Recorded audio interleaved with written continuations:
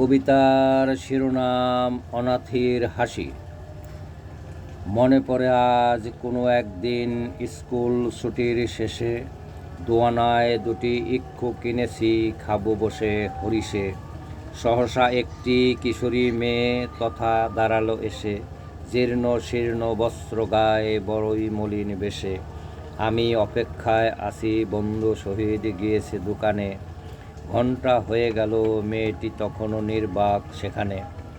বলি কৌতূহলে, কিরে কি চাস, কেন দাঁড়িয়েছিস এখানে?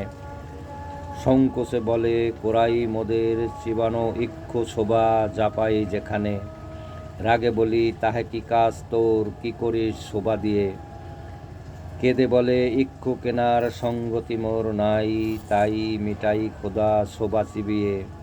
মাতা পিতাহীন গরিবের সন্তান আমি, নিঃসম্বল অনাথি। পথে ফেলা ধুলো মাখা চাল করিয়ে খাই লবণ ভাতি। কিরে কি কথা সোনালি মোরে, ওরে নিঃস্ব হতভাগী। ভবে তোর মতো দুঃখিনী আর নাই, তুই যে বড় অভাগী। এ জগৎ মাঝে কত সখীজন, নিত্য নিত্য খায় বিরানি পোলাও।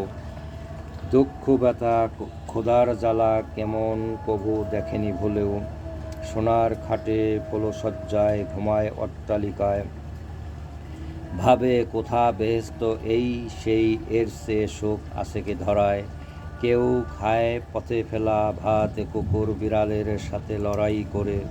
কেউ অনাহারে কাটায় রাত বৃক্ষতলে, কেউ ঘুমায় করে ঘরে। সবার মুখেই রুচি হয় শাহী বোস, দুগ্ধ কলা। কেউ না পেয়ে খায় খাটা খিচুড়ি, ফ্যান ভাতে লয় গোড়ের ঝোলা।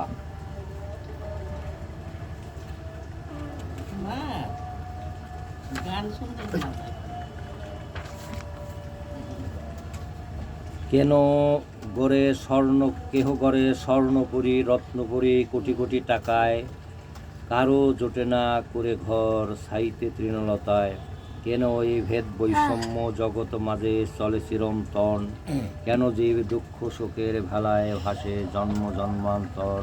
নিশ্চয়ই কৃতকর্মের ফলে ভোগে জীব কালে কালে। সুখী দুঃখী তোর ভদ্র মানব পশুর চলে।